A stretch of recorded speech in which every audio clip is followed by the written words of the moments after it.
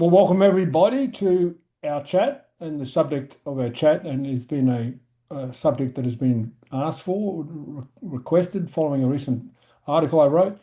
And that subject is a chat about the roles and responsibilities in injury rehabilitation, with the shorter topic, which injured, I can help.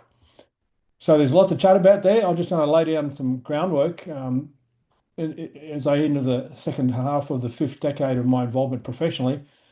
I've made some fairly repetitive calls. I call the 1980s the decade of aerobics. I call the 1990s the decade of strength. I call the noughties the first decade of the new millennium, the decade of dysfunction and deceit, which led then to the decade of injuries, which was a 2010 decade. And now we're in the 2020s. And although it's not over yet, and therefore it's premature for me to conclude, I did publish in 2025 that if I was to call it now, I'd be calling it the decade of the injury rehabilitation specialist. In other words, the mess that's been created post 2000 has generated a demand which everybody is jumping on board to fill, which is very interesting. So let's get some live examples. If we can kick off with some, anyone want to share some stories, and we're not going to get too specific yet. I can give you, I can start off with one example. So obviously I'm involved with helping people, and in particular athletes, and I take them to different service providers, and I've been overwhelmed, put it mildly, of the number of different professions that are basically throwing the hat in the ring to provide injury rehabilitation guidelines. We used to be more exclusively the domain of the physical therapist back there in the 1990s in particular, when injuries started to slowly rise. But now you can get your injury rehab guidance from so many places. So let's go with some case studies. And Nick, did you want to throw one up? Yeah, I think probably the first one, the most obvious one that I've come across is that probably the people that had the most I guess contribution towards the problem, whether they're strength coaches or personal trainers, are now the ones out there as a rehab specialist. That's probably the biggest one, most common one that I sort of come across. Yeah, and that's an observation, obviously, that I share with you. And the pre-2000 era, there was no interest in our colleagues or our profession providing rehabilitation. And I'm not sure whether that was because they were staying in their lane or whether it's because there weren't many injuries. But that's certainly broadened out. Um, and there's a lot of implications to that. I'm pretty sure we'll get into them. Uh, because every time there's evolution in our, and I use the word profession lightly and with inverted commas, every time there's a evolution in the profession, it has implications or ramifications. So yes, as Nick said, we're in a very crowded market now. Everybody's an expert, but the question is, how did we get here in the first place? And and I always like to start with the cause. It's not a unique concept. I uh, identify the cause. Don't get too carried away with the symptoms. Obviously, you've got to deal with the symptoms, but look at the cause, and so why are we even here? And I've written many an article and subjects of this nature in the last 20 years as to why we're ending up where we're at. And so it's really sweet that everybody wants to be a rehab specialist, but who's really doing the work to prevent the injuries in the first place? And that's where and I think the low-hanging fruit, and of course that's another subject. But before I get too deep, I just wanted to see if anyone else has another example where they've seen um, a mixed bag of offerings in the market, or a degree of diversity, or and what implications that had for the end user. Because at the end of the day, this is about the athlete or the end user, and who's going to fix them, so to speak. What is the true solution for them? And when I say fix somebody, obviously they have to heal themselves. But rehabilitation is only completed when the cause is understood and reversed, and therefore, we're still trapped in that symptom approach, which is what I described as a challenge in the 1990s with physical therapy. But another case study, another thought. Yeah, I've got a couple. Um, I see a lot of overlap even with PTs wanting to be strength experts. So like I was driving, this is the most recent one. I was driving Now, in down America, to PT, in America, the physical PT therapist, is a physical physical therapist. therapist. Just want to be clear on Sorry. that. Yeah. So I mean sometimes it refers to a personal trainer as well, but I mean a physical therapist. I was driving in Santa Monica and there was a strength, a training facility. It had all the strength equipment. You could see through the windows, and on the window it said strength training and physical therapy.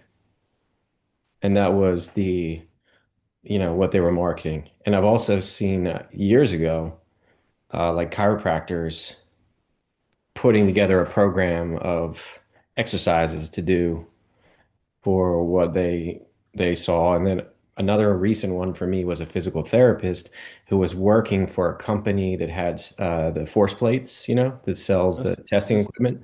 And she messaged me, because I'm a coach, saw my website or something to see if I am someone that uses that and would want to buy the equipment. And then I talked to her some more, and that was her entire strategy for, treating patients was testing strength and then doing strength exercises.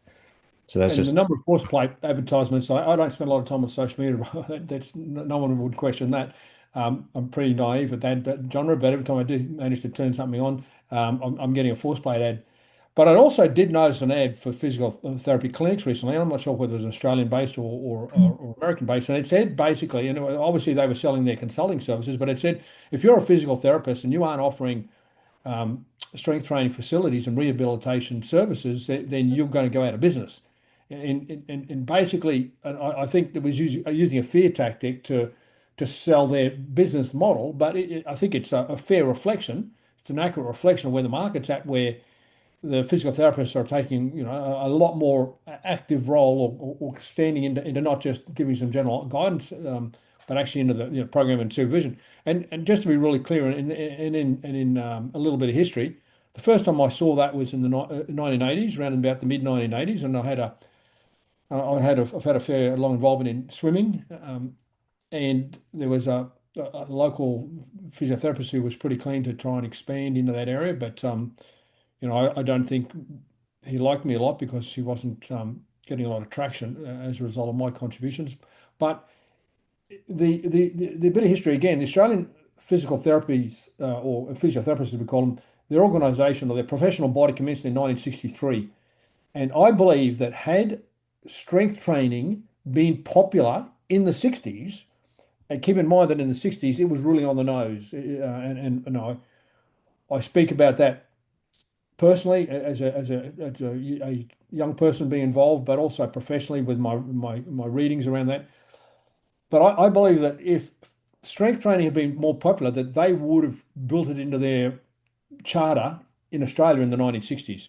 And I think and having had a fair bit of involvement with them, with their at least the state body of that association until I was expelled um, unofficially because I dared say a few things in print that weren't supporting the academics, and the academics conducted a coup. So I got very uninvolved after that. But I think they would have loved to have wrapped their hands around that a lot earlier. I think they're basically they're trying to come back into it after missing the boat because um, the National Strength and Conditioning Association or National Strength Coaches Association as it was in 1978 wasn't very popular. It didn't have many people involved. And when it came to Australia, there was nobody other than myself who had any hope of getting work, getting paid to train athletes. So it was a very small market, and I don't think the physical therapists in Australia were too threatened at that stage, but they've certainly picked their game up since then. So they, and I'm not suggesting they're not well within their rights. In fact, as I said, I think the Australian history would have been that they would have built it in their name instead of calling themselves Australian Sports Medicine Federation. I think they would have used a different word. So they're very medically aligned, and there's no reason why they can't retrofit strength training to it. So um, the business model for physiotherapists in Australia is to get bought out by a corporate organisation like a bigger company and operate as many different service providers as you can under the roof because they're all uh, under what's called Medicare providers. So they get a number which gives them the right to get government funded, or their consumers can get a government rebate on their services. So they'll put into that building, into that roof, obviously the original were the physiotherapists, and they'll throw nutritionists in there, they'll throw um, exercise physiologists in there, they'll throw masseurs in there, they'll throw everybody that they can under that umbrella to maximize the billable hours under the roof. So it's very much like the legal business model, but that's legitimate, and they actually have training to do that. So from a regulatory point of view, they're the cleanest operation around potentially. Anyone got a comment on that?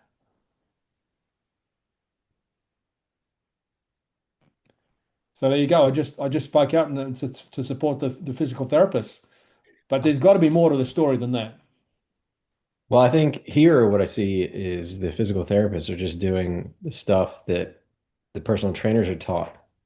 And then I've known many personal trainers, including former business partners, who got certified in different techniques to train people as a personal trainer, and then also provide therapy to the same client. Yes. Well, I guess it reminds me a little bit of that of and obviously I'm almost cautious to mention their name because back in their peak they were pretty litigious, but there was a very popular movement in exercise which involved doing a lot of reps with as much weight as you could and not worry about your technique. That actually had, as I understood it, they were starting to put physiotherapy clinics under the same roof. So, and I'm going to make a statement that is based on a source. I'm not going to name names, but it reminds me of the day when a certain national coach of a Australian sporting team said to people around him in relation to the physiotherapy work. I said, "I fuck them, you fix them." And I know that nobody's ever going to put that in printing because they'll deny it was ever said. And but you know that was on a good source from a reliable person. So I can't say that physical training trend is the only sport or activity in the world that's had that attitude where we're happy to wreck them as long as we've got in-house repair bodies shop. I've heard So that similar thing said before, Ian, by a strength coach or conditioning coach involved with one of the sides in the AFL, and it was along the same lines where he said it was an interview in the paper, and he said the game's it's a tough game to play. Injuries are going to happen. You know, we push them to the edge, but that's why we've got the best high performance team in terms of medicos, doctors, what we think in the league. yeah, So that was his justification there. yes, and I mean that comes down to a core foundational value, which is and I've written about it a bit. It's not an original thought, but throw the eggs against the wall, which was heavily influenced by the Eastern European or communist government-sponsored sport, where you had a large sample size and the athlete survived was going to be the one you're going to put your energy into. I don't think it works as well in smaller populations, and I'm not talking about just national populations. I'm talking about sporting populations. So I'm not a fan of it. And my attitude is zero tolerance. I coined the word zero tolerance, influenced by Giuliani's policing approach in New York. Believe it or not, it goes back a bit because he did that a long, long time ago. I think Joey would know what I'm talking about. So that's where I got influenced by the zero tolerance to injury attitude. But I've always said, yes, injuries are going to occur, but I'm going to do my damnedest to stop them. And if you're in physiotherapy, I've made a mistake. We've made a mistake. A mistake's been made. And that's just not good enough because you're risking an individual's future. You're really better for being injured to the point where you have to have therapy or surgery. And we're not in the former Soviet Union where you might have had more athletes, or the former East Germany where you might have more athletes, or even some of the other communist countries in the area of the Eastern European region where they had that throw them against the wall attitude. So yeah, I think I've read that article. I collect stuff like that, Nick. So that's the attitude. That's a foundational belief. What is your starting point? Do you believe it's okay to injure athletes, or do you believe that we should avoid injury at all costs? And I nearly fell over the day I realized that I had I think it was in the late 80s, and I had a soft tissue injury, a mild soft injury with a team sport athlete. So I went straight to the coach and I was begging for forgiveness. So listen, I'm really sorry, but athlete XYZ has got a mild strain of ABC. And he looked at me and shrugged and said, "Oh, that's okay." I said, "What?" And that was my first insight into, some coaches don't really care. So that is a foundational path in the road. So coming back to therapists, like athletes are going to get injured. And obviously, that's our goal is to not. But when they do get injured, who's going to fix them? That's my question. Because at the moment, I can sell you that we have got probably a dozen professions, if I just use a round number, who claim that they're the solution. I've got an athlete with an injury challenge, and we've been seeking other opinions, and I can't get over how. Well, first of all, the opinion hasn't changed since the 1980s when I took the similar challenge to people. I said, no, yeah, I don't have a ligament attached. What do you reckon I should do? I just get stronger. And so, the advice hasn't changed for 40 years, but what I am surprised is that I'm getting it from every single therapist that I've taken the challenge to. They're all singing from the same song sheet. So I still don't know who's the best one to fix them. Who because this battle is going to end somewhere. We're basically putting up so many people, and if a group mess it up to the point where the legal action is too high, the insurers are going to shut down their rights to do that. And we've already seen that in some states in America where there are some strong rules and regulations about who can touch someone in a therapy perspective. We don't have that in other countries, and therefore it's a free for all. But this free for all is not going to end well. I believe that this lack of um, integrity, to some extent, is going to end in excessive regulation. And while I don't like regulation, I think we're going to bring it upon ourselves because every man and their dog, as we would say in Australia, is saying I can fix it. So the question, who should fix it? And then the next question is the soliciting. I want to come back to soliciting, and I'm not talking about streetwalkers, but it's soliciting in injuries. So who do you think should lead, or should we have any? Should it be an open market with injuries? I don't know if it should be an open market, but I think it's one of those things where it's a team approach. I don't think, like, I think if the physical therapist has their domain and they have some level of expertise along with a good coach or physical preparation coach, right, who has his level of expertise, I think if we're working separate and siloed, then we miss out on a lot of information because what was the reason he got injured in the first place, which is I don't see addressed typically. It's like, let's just fix the injury. And he goes back and does the same thing. Like, and I think you're probably going to address it because I know you, the same stupid program that led to the damn injury to begin with. So it's like, we're not fixing them. We're just creating a never ending cycle. It's a great funnel of money. It's a good business model. Like, I'll fix you. You go back to that coach or whoever. They do the same thing they did before, and then you'll come back, and we just keep repeating and not looking at the cause as opposed to just treating the symptom over and over again. So over 2 decades ago, I called that the loop, the injury loop. Where they get injured, they think they're good enough, they go back, they do it again, or they do a different one, but it's caused by the first one and just goes round and round in a circle. And I've seen athletes have up to a dozen surgeries on that failed approach. But what Joey's raised is what the sports medicine professionals call the multidisciplinary approach, and I absolutely back that. So I tell them straight away, I don't want to play God with your body. I don't need to be the know all knowing person, and I'm going to engage support at the first point I think it's needed. In fact, I want an opinion before I even think I need an opinion. Athletes get surprised by that. Sometimes they're not ready for that. In other words, I want to find out before it happens. In the ideal world, we'd all have X-rays as babies and we'd know in advance what our genetic disposition is towards injuries. But we don't have that, and we get king hit, or we get sucker punch when we hit that hurdle. But what Joey's described is absolutely what I'd want to do, and the challenge is creating your team. So multidisciplinary approach is not new, but as we said, it's not necessarily one person's domain, but we want people working together on that. The question is that being done in some circles? Because I'm pretty confident that my message, when I say I want to make a physiotherapist unemployed, I am not saying I don't want them to be involved. I'm just saying I don't want them to have any work. I want us to be so effective that they are able to go surfing on tour. As I spoke about in the mid-90s, where I had a physical therapist who literally stuck a note on the door, said, "Go on surfing." I don't blame him. It was a beautiful, we're in Durban. In South Africa, it was a beautiful surfing beach, a few too many sharks, but apart from that, and he put us on, gone surfing because there was nothing to do. and that's been the gold standard for me. But my statement about physical therapists has been, let's say, misinterpreted, which is quite normal for most of my stuff because everybody wants to say that they came up with it. But it was my personal experiences, and it took me a decade with that cohort to get to a point where we were injury free for the most part.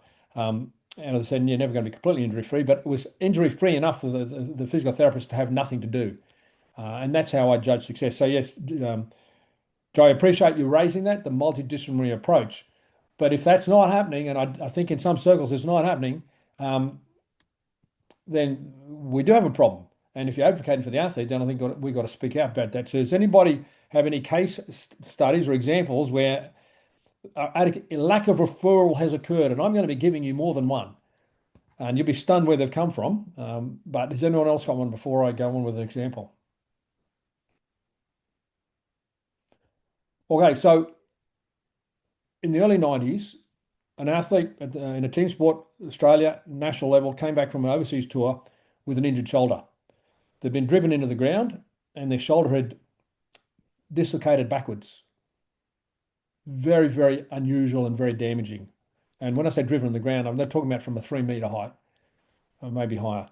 So it was pretty ugly. The national team doctor literally told me to fuck off and keep out of it, literally, because they knew I had a habit of wanting to help the athletes.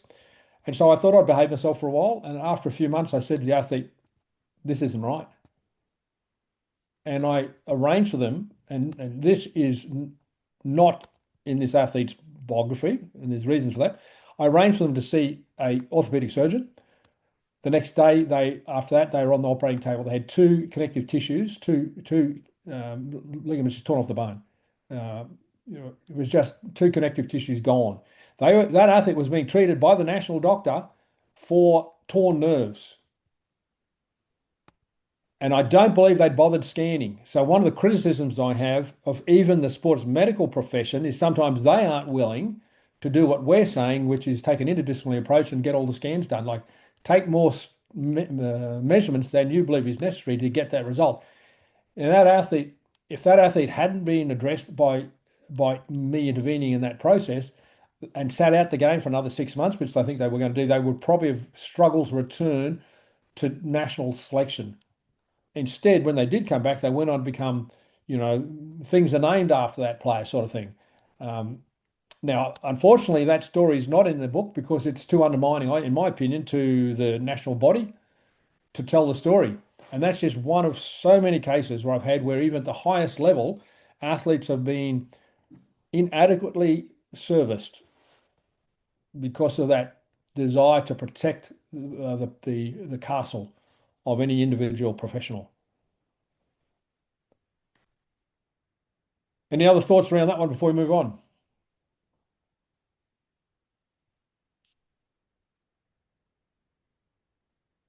So again, it's just thoughts about how some videos like to think from experience. They like to encompass anything related to health to the joint to their domain, and the coaches, the physical training coaches or personal trainers should not be venturing into this field. Like what you just said, the doctor said no, you can't be involved in the rehabilitation or the recovery of this aspect with this athlete or this client. So it's just my observations. They get very sensitive because if you ask them to even say, okay, let's try this. Let me try stretching this guy. And you say, oh, you got to be careful. This is not your domain. And why, to some extent, they're right in that. Let's now enter this discussion. When we're talking about personal trainers, what's the average qualification of a personal trainer? There's a cert that was established over a few months or weeks. There's a personal training cert. Yeah, that's probably a fair summary. So the question arises: if someone with a 4 to an 8 year degree, should they have first rights over someone with a 2 month qualification? Oh, definitely. So I see a little bit of a challenge for anybody who lacks the qualifications to defend their decision to get involved. And I say that from a medical legal perspective. I don't know if anyone else has given evidence in court as a expert witness. I've had the dubious honor of doing that on a number of occasions. And like any real world situation, we're judged in the light of day, is the saying. We're judged in the light of day, sitting in a calm, protected environment. People who probably haven't earned the right to judge us, but that's what we're going to judge on.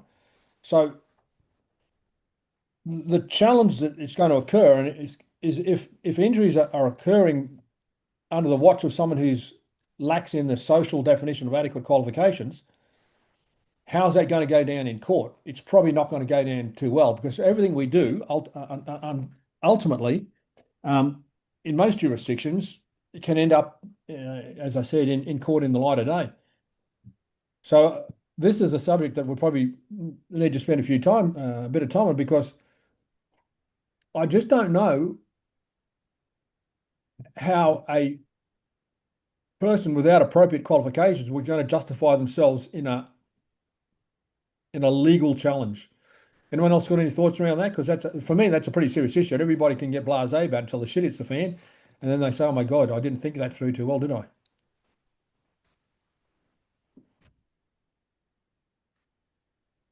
I Has think anyone That was else one seen of my examples? questions, and my thought process was, how do you, what responsibility do we have as a coach of someone, client or athlete, if we believe they're being misled by that health professional?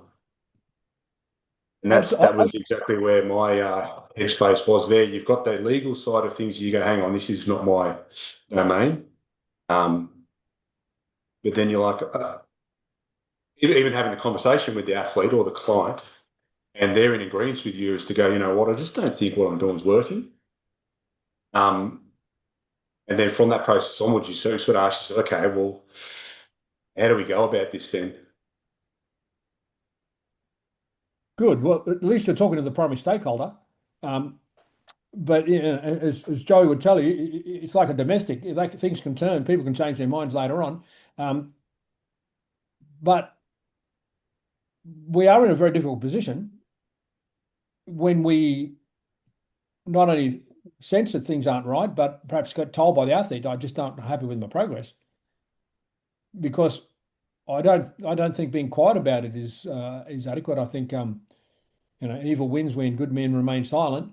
So I think we've got to talk. We've got to speak out about it. It's just how we go about it that what I want to do is I want to support people who are going to advance the industry or the profession, not put it in the shitter and end up being overregulated. Because if the way some activity is being conducted at the moment, it's got to have to be regulated. You can't continue like this, and I'll get back to that in a minute.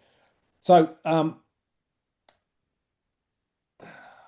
it is a delicate medical legal discussion, Nick, and I'm going to give you an example. I was on a chartered jumbo on an international flight with the team, and we landed in Singapore for the night. And I was chatting with an athlete on the flight, and then I got to the hotel and I said, "Where's the athlete?" And they said, "Well," the other athlete said, "Well, he's been immobilised. He's in bed with a neck brace on and drugged him up." And we were like 5 days away from playing a contact sport against some of the biggest, meanest men in that code in the world. And I didn't think that was a real smart idea to immobilise someone for a couple of days and drug them up. I had genuine concerns about their neck, their nerves, their ability to use their arms and legs afterwards. And so I raised it with the coach, and he said, "I'm going to side with the sports medicine team because they on the tour as well." And I said, "Great, can we have a meeting?" So we had a meeting. So this is all the coaches have been very good. And so we had a meeting, and they said, "No, we believe our path is the correct path." I said, "Okay." And I said, then they left, and the coach said, "Coach, what do you want to do?" I said, "Oh, we've got to do what they said." Okay. I went back to the athlete and I said, "This is what they said. What do you want to do?" And obviously, what happened after that was based on what the athlete wanted to do. But the main point I'm trying to get is we still have an opportunity to dialogue that and leave a clear path of communication. And I don't think that's going to save our ass completely, because when the shit hits the fan, everybody's going to cover their own ass. And I've had athletes put on international flights with blood clots, and nearly die as a result. And there's been successful legal action against the sporting organisations for those. So, like a lot of mistakes getting made, putting athletes at risk. Back in the days when I don't think it's gone away, where the painkillers get injected on the field and all that sort of stuff from the dressing shed, and the head knock situation. Everyone in sport is trying to push the envelope. I get it, but we do have an obligation, or what the world calls a duty of care. So I don't want to leave this one though. If you don't have a medical qualification, if you don't have a university qualification, it might be prudent to be careful about how you move forward with your work. And depends, I guess, what you're getting involved in. Doesn't give you a solution, does it? It's a hard one, because I went through it myself as an athlete as well, where I got to a certain point and I went, "This is actually getting worse. It's not working." And I have that, I guess, drive in myself to not want to see that happen to the people. So it's a tough one. It's a real tough one. Like what Joey said before, when you see that constant loop. I saw it with myself, and I see it with some people that I'm lucky enough to work with. You see that loop, and you go, "This is fucked life." These people are, these are some people that have been in the game, these health professionals for a long time, 10, 20 years, and you go, the answers that they're coming up with are just not helping. And you see that loop, and you just go, "No, this is not right." What do you think? When you ask the athlete, what do you think? It's hard. I think we share that same drive. I went through a lot of injury challenges in my very early adult life, and I've used that to drive my search for answers and support for the athlete. And that's being, without getting into boring with the details around that, but I think one thing we can do, and I don't think anything we do really lasts forever, but one of the things I like to do is to show the athlete and the group and anybody in that bubble of time, in that window of time, that we can do it. So I'll give you two examples. One with that athlete I spoke about who came back from a tour with his shoulder popped backwards. That athlete, after the rehabilitation, did not injure that shoulder for 8 years, and the next injury that occurred was after I left the team, and he was doing dips. I'm trying to keep a straight face. Dislocated his shoulder doing dips in the gym. But what another example, an athlete who nearly bled out in their sport, femoral artery rupture and hip dislocation, and after a long rehab was able to come back and have no injuries relating to that for the rest of their career. So what I'm saying is we can overcome those oopsies, and those oopsies, there's a reason why the oopsies occur in the first place, but that's another story, because we don't always get the athlete when they're two and then can bring them forward. Often we inherit the athlete when they're broken or shortly before they're broken. But I believe the best thing we can do is show people that you don't need to have a repeat. And when I say repeat, I'm not just talking about the same thing. I'm talking about an injury or surgery related to the first one. There's a very clear saying in surgery that 50% of the people who have surgery are going to have surgery again because of the first surgery. And we want to reduce that statistic with the people we're working with. So I appreciate your drive, and that's why I do it, because I know how debilitating and how serious some of these injuries can be, and I had my fair share in the early days, and that's why we want to help the athlete. Which brings us to, we've talked about the challenges around qualifications, and I think it's real, and I think the regulation is going to find that out. But the big one for me is solicitation, because we're now entering not just into laws around professional rights, we're now entering into marketing laws. And believe me, this is real, what you can and can't. So has anybody ever seen an Instagram post or similar where saying, "Are you injured? Come to me, I can fix you." No one's ever seen one of those. Well, I've seen too many. Um, Yeah. Yeah, I've seen quite a lot of those recently. Yeah. yes. And let's take it back a bit. Let's say I'm a physical therapist. Let's say I've got my, a 4 to 8 year degree, whatever it is. And in what jurisdictions can a physical therapist say that on a billboard? Like, when do you see your physical therapist market that? And I'm keen to know, is that something you see? Not on a billboard, but in my profession, we call them ambulance chasers, just like the attorneys.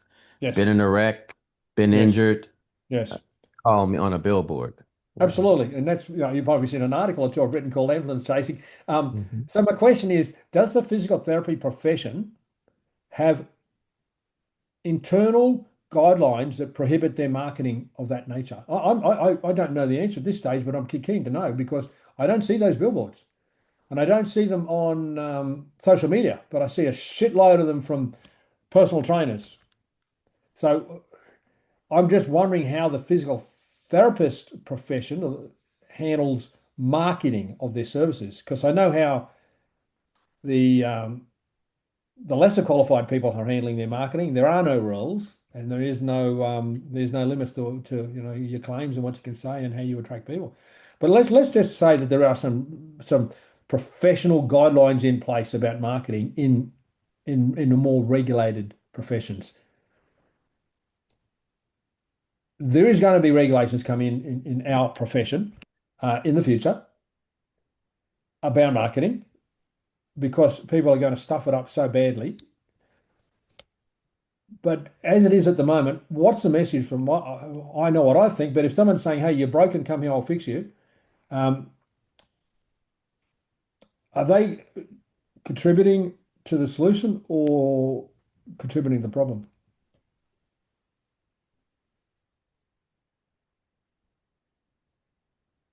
Problem. For one, the person that's injured doesn't have take any responsibility for why they get injured. And then usually, from my perspective, people that provide therapies has more to do with a resolution of the symptom, kind of like Joey said earlier, but they're not actually rehab. Like, yes, you might have healed physically, like your ligament healed or your skin healed or so forth, but you didn't rehab anything. You didn't fix anything. And that is my concern that if our starting point is addressing the symptoms because they've got a symptom, to what level is injury true rehabilitation going to occur and to what is the contribution in injury prevention? Because I would have liked to think, and I've said this so many times, it's better to prevent the car from going off the cliff than to pull the car up by a crane from the bottom of the ravine. What level of effort is being put in injury prevention? I'm just not seeing it. I'm just not seeing a lot of effort going into even the marketing. Say, hey, I know you're not injured yet, but if you work with me, I'm going to make sure you have less chance of getting injured. Well, we don't see too much marketing along those lines. We just see broken, let me fix you. So I know I'm a bit of a broken record around this, but I really prefer if put it this way. Up in my Win and Lose book in the late 90s, I said physical preparation coach should get more involved in injury prevention and rehabilitation because no one was doing it. Now they've just leapfrogged the prevention part and gone straight to the low-hanging fruit of rehab. They've just missed the middle point. Um, I believe that if your client base was driven by people who are so appreciative that you've helped them stay injury-free, that you wouldn't have to be marketing your service to the broken ones. But that's my business building approach. Might be a bit different. All right, so is there any I other think points? Go, there's Jim. also you've talked about when you do a lot of quads, it's like it's addictive because it's easy to get sore and people want to get sore. And I think the current model of therapy, so forth, is very much like get attention getting, like for the client too. Like you're gonna, all poor me now. You're gonna come and tell me it's okay. It wasn't my fault. And there's a lot of people like that as well. So it's it's an emotional trigger, an easy place to go with someone And, emotionally. and what you're suggesting, they might need a psychologist or emotional therapist more than they need a physical therapist. Yes. Yeah. And that is one of the early questions we do discuss in when we are dealing with injuries. But absolutely, low-hanging fruit. And one of the toughest things for me was sitting in a physical therapy clinic and watching them give exercises to the patient, and because they can call them a patient, and I'm going to come back to some terms in a minute, and they're giving them the same exercise that I think caused the problem in the first place. I just want to cry and run out of the building, but I've got to be professionally respectful, and I just try not to look.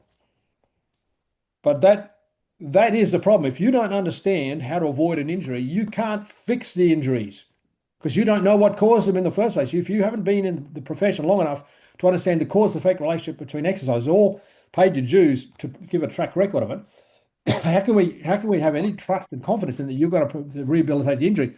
You're probably just going to give them the same shit that got them injured in the first place. I'm sorry for being so blunt, but when I see it in a physical therapist clinic, I don't have hold my breath too much for a personal training clinic.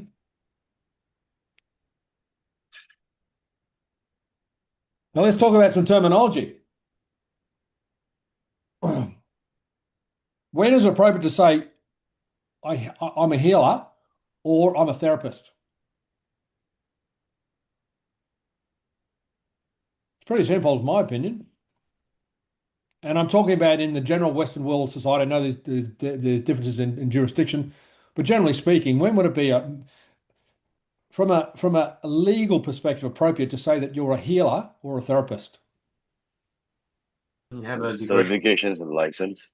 Absolutely. If you're asked this and covered by your qualifications, so this is the thing that's really blown me out of the water in the last few years, where people are calling themselves physical therapists and they have a personal training qualification.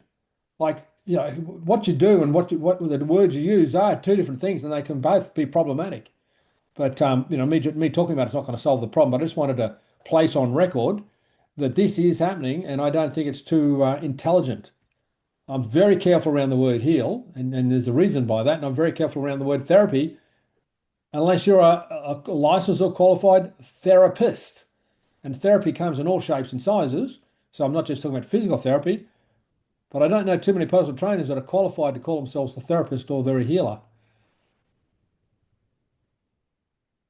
So Ian, I've noticed that just what I observed in Singapore, there's some physio or physical therapy clinics that are running short 1, 2, or even few day courses that so-called teach and certify the personal trainer about so-called, according to their words, about what to do to help treat the client. And these are also like your personal training courses, a few days, at most of 2 weeks. So these are not governed certifications. They just say, oh, it's issued by this clinic, who are one of the best in the country for preventing injuries. So I think that's also adding to this certification ruckus. Yeah. And you've thrown up the third word, and I should have included it earlier on, the word treatment. When personal trainers claim they're offering treatment, it just blows me away. Um, in a regulated environment, you'd probably want to have some better professional indemnity around your treating of people. If you don't, especially if you don't have the qualification to call yourself, you're going to treat people. That scenario that you referred to is interesting because this is a growing phenomenon. Who knows where it's going to end up? But it takes me back to one of the earliest ones, and the Americans on the call would remember this. There was a chiropractor in America who licensed an educational course that was taught fairly broadly. I'm not saying all of it was taught broadly, but people became one of the first courses of the kind that Wade was speaking about, where people could become certified in some form of treatment. And I'm talking about ART, active release therapy.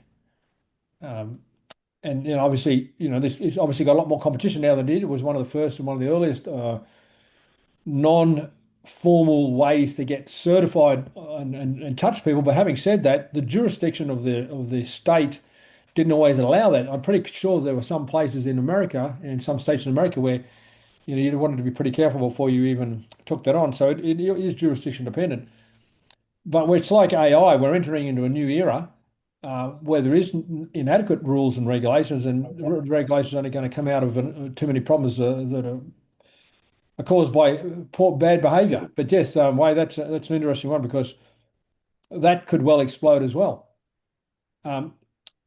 So that addresses to some extent, your justification. Well, I can treat people as a therapist because I did a 2-day certification course, and that's your choice if you want to roll the dice on that from a medical legal perspective. And I know I'm harping on the medical legal side of it, but unless you've seen the implications of when the law gets involved, then you probably don't appreciate it's real. But the added concern after that is once you've told someone you're giving them a treatment and you're a therapist, where does it go to from there? Because you're now out on a limb all by yourself. I don't think you've got legal support. I don't think you've got professional association support. You sure as shit don't have professional indemnity, generally speaking, to offer services that are typically offered by someone with an appropriate degree. They're out on their own. They're getting away with it at the moment, but they're out on their own in executing it. So that's a challenge waiting to be tested in court, and someone is going to be tested in court about it. It needs just one bad move, one bad incident, and everybody in the industry is going to be badly regulated. You're going to see someone that put in tribunal court for this, and it's going to be a big blow up in the news. It is going to happen. Absolutely, it's going to happen, and it has happened. It's happened in the herbal supplement industry, where the herbal supplements are harder to provoke, do quality control on them, much harder than say the vitamin industry. So we are going to be subject to the regulations because of the uncharted waters, but also the conduct that's going on. So Nick, how are we traveling? Yeah, really good, mate. I think it's a really valuable discussion. I think one of the other questions I had was how do we how do we know the point where we obviously it's different for each individual, but how do we know when to reach out to someone, whether it's a physical therapist or a doctor or whatever? If we can see with an athlete or a client that they're lacking in a physical quality, say for example, flexibility, and we're fairly certain that that's contributing to their injury or their decline in performance. At what point do we know still when to reach out? Obviously, the severity of the injury and timeframes and that might come into play, but yeah, taking that into account, that we can sit there and see, well, there's major contributing factors to why you're in this position, but then at the same time, do we need to go and seek help outside our domain? So this is a reality for me with athletes. Athletes don't like losing training time or competition time. So let's say an athlete might have accepted, okay, it probably take me 12 weeks to rehab this. Then you get to week 6 and you find out that there's a problem that you didn't tell them about or they didn't know about at the start, and the clocks start again. That's something I don't want to have happen. So the time for me is before I commence my rehab decisions, I want to know all the information I can. Now, can I do it? Can I do an MRI? No. Can I interpret the MRI? No. So already I've got an external part involved. If I have to get a referral for the MRI to give them a more cost-effective MRI or whatever scan it is they need, I can't write the referral. So I've got to engage a professional and convince them to do that. For example, if I got someone with a spinal alignment issue and I want to get a certain really expensive, really rare scan, I have to get a really strong referral, and it's a battle just to convince them. So I've already got a doctor or a specialist involved. and a radiologist involved, and I might want to get an opinion from a physiotherapist. So I've got four parties involved before we even start firming up on our direction, because I've got no interest in being that person who missed something. And even then, like, there's the risk is we're going to miss something, but we want to do all we can. And I'm probably a little bit more pedantic because I want to get it right, and I don't want to jeopardize their opportunities in their sport. I had a masser engaged by myself one day, massage a male who had long hair on their legs. They got a hair follicle infection and missed a representative selection when they missed the bonus that went with it. So that's how easy it is, like just rubbing the skin for too long, how easy it is in such a simple movement or such a simple activity to jeopardize an athlete's future. So I'm a little bit more paranoid about that. My attitude is I don't want to get in the box, in the witness box, because everything I do it from this the legal perspective, and be found out that I didn't take enough action. Now, if the athlete says no, I couldn't be bothered, not a problem. If the specialist or the medical the paramedical person was not cooperative, well, I've done my bit. So that's it. My answer to your question. I want other opinions straight away. I was thinking the same thing. I like that. I don't think anybody will get mad at you for caring for them too much. And if Exactly. you're taking a holistic team approach, the professionals in the other fields can easily say, you know what, it turns out that I don't see anything significant. I'm going to send him back to you. But part of that goes to having your team in the beginning. We're not just Yes. looking for a crack shot. Like I don't look at physicaltherapist.com and then just pick any old guy. Like you have your team in advance. So there's a level of trust from one to the other. And, I can say, hey, look, I this guy came to me, has an injury. This is way out of my depth. I just help with working out. Can you look at him and tell me? And then my guy will say, hey, look, here's what I found. I'm gonna treat this. When he comes back to you, here's what I want you to look for and monitor. So it's some give and take. If you don't see any improvement, please refer him back. So, it's a team approach. And like, so, you have the head coach and then you have all the specialty coaches. You got the quarterback coach, the cornerback coach, and that's kind of how you're working with them. And then from the legal perspective, Ian talks about this a lot. That's my feel.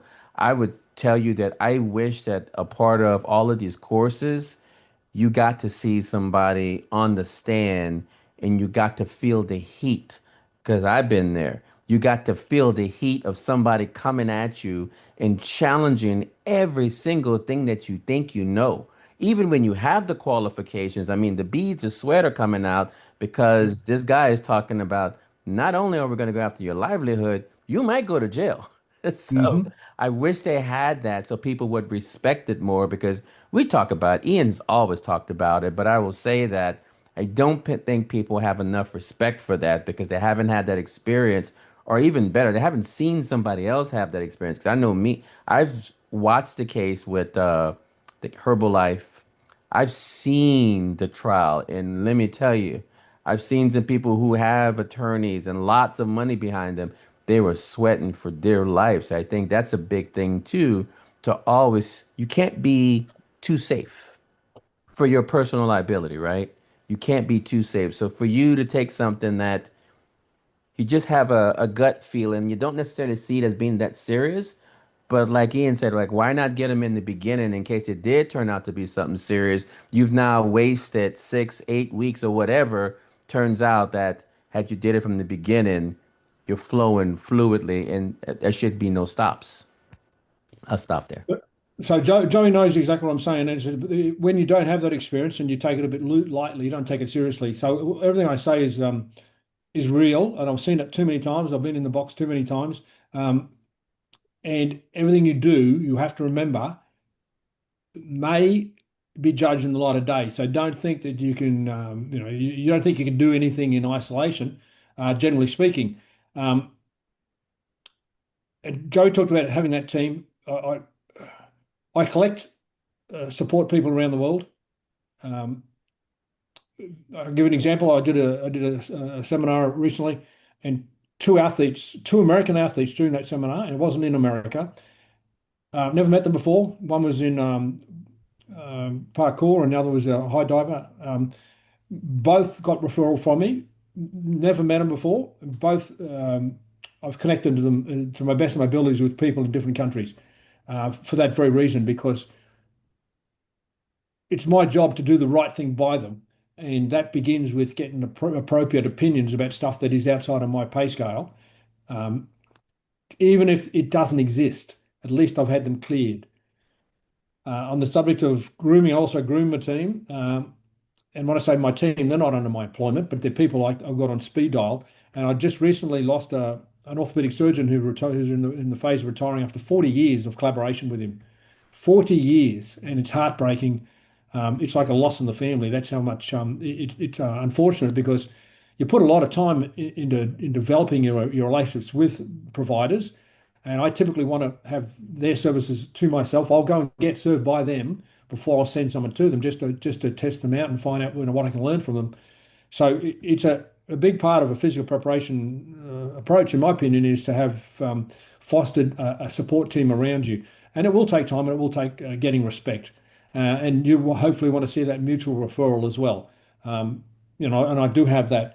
I expect to be flying into state in the next few weeks, to fly in and out in one day, to have an athlete in front of a person I believe is the leading professional in their discipline, and we're making a big effort to do that, and I'm going with them, and I typically do. In fact, you'll see the testimonials from the athletes saying that I'll be typically in there with them, because it's a collaborative decision. When I'm sitting there with a orthopedic surgeon and they're recommending or talking about surgery, I want to ensure that it's a fair discussion. I don't want them to be overwhelmed or underrepresented. I'm basically their advocate in that environment to make sure that they're being told what they need to be told. They're asking the questions that they need to ask. Um, so it's a pretty big part. Nick, coming back to your question of building a team, and no one writes about that in the personal training courses, but um, in fact, the kind of conduct I've seen from some, they're probably pissing off their allied professionals. Um, you know, you'd be if you saw and coaches who come and work with me in the real world, in our high level camps, and they see my dealings with professionals, they're really surprised, because they've often been given the misrepresentation that I don't respect for them. But I know some of you have been with me recently. Who's in on the call has been with them recently. I mean, what do? We ended up working with a German doctor who's trained in West Germany in a therapy that's not even allowed to be done in this country. I'm not saying he was doing the therapy, but I'm saying it was a unique German therapy. We've got another specialist who was trained I'm not saying doctor, but in their genre, on their discipline, trained in Africa. Some incredible things are done in other countries. So a very important part. So Nick, how are we going? Any other questions? Any other things you wanted to cover? That was very valuable, mate. I appreciate it, and same with all the other coaches for being on board as well. I just want to give an opportunity to anyone else if anyone a comment, a question before I put a conclusion on. Yeah, Ian, I've got one comment, and it all comes down for me to personal development. Having a certain philosophy as a client, but definitely as a coach. The philosophy of it's not okay to be injured, as you teach. The philosophy of having the willingness to say I don't know, and looking for advice from other service providers. And the philosophy, as you also teach, first do not harm. So it's a personal development concept. Everything starts with the way we think, our philosophy, our values, and that leads to our actions, and that leads to the outcome. So if we talk about changing things, we definitely have to change, in my opinion, our philosophy. And that's a general comment. Yeah, I appreciate that, David. And my philosophy is shaped by my experiences. So, the first few shoulder rehabs I did, and I was one of the first. I said, no, I don't want to ever see anyone have a shoulder surgery ever again. After my own injuries, I said I don't want other athletes to suffer from those injuries because they're pretty life altering. I had an athlete who I didn't tell him what I should have told him in the mid-90s, and shortly afterwards had an incident which prevented them from returning to their sport, and took 2 years to learn how to walk. So I've had a lot of lessons along the way about, and then I began sharing them. And then one of the reasons that drive me now is that I'm responsible in some part for this mess, because I said for the first strength and conditioning coach in the world, really, to say you should be more involved in the injury prevention and rehabilitation. I made that statement in Winning and Losing in 1997, in a time when no one was doing, where not enough was done, and then I didn't understand the implications of the overreaction. And then the video I put out, the injury prevention rehabilitation video series, which I've since retracted from the market to some extent, because it gave people the wrong impression. It set off a chain of events which I didn't expect. And I'll describe it really simply. The physical coaches who couldn't get enough clients, saw that as an opportunity to grab some low-hanging fruit. They were incompetent or inadequately competent and were lacking in income. So they took the low-hanging fruit of a growing market. And that's maybe their prerogative. Whether I believe it's not acting with integrity is pretty irrelevant. I know that they certainly didn't understand injury prevention because they couldn't get client base. So I know the sort of people that gravitate towards that, and I obviously contributed to that by releasing that information, which was, I probably shouldn't have been so open with my teachings back in the day. And my comments about physiotherapists, well, I've clarified them in this call. I believe that the demand for their services from the athletes I look after is a measurement of my success or failings. And that's my only goal, is certainly not to do them harm. There's other ways they can get employment. They don't need the athletes I work with turning up at their clinic 3 times a week, but they'll always be turning up for advice on a needs basis. So I'm taking responsibility for contributing to this overreaction, but I've made a big effort through my articles, including my blog articles, that I do not endorse what's going on. And I just want to make that clear in case it's been done in my name, which I think in some cases it's been done fraudulently in my name, and that's not the case, as many of you have found out. So I appreciate everyone who supported this program. It's a pretty important topic for me because, as I said, I was the only one who was doing this stuff in the pre-2000, and it's got out of control since. And the measurement for me, as always, is the scoreboard, and the scoreboard is, are injuries going to reduce because of all these physical coaches, personal trainers, etc., putting their hand up and saying, "Oh, you're broken, I'll fix you." Surely we'll see a reduction in injury incidents. I don't think so. So I think, in my opinion, is less important than the scoreboard is the injury incidents. Okay, well, I appreciate again everyone's support and look forward to you moving out in the world and sharing that attitude, which is, yes, we're here to help you, but we're not going to play God with you. We do have friends with skills, and we're going to use our friends to get involved collaboratively with the athletes and clients we work with. So I appreciate everybody. Thank you. Thank you. Thanks, Yeah. Rob. You. Thank you. Thank you.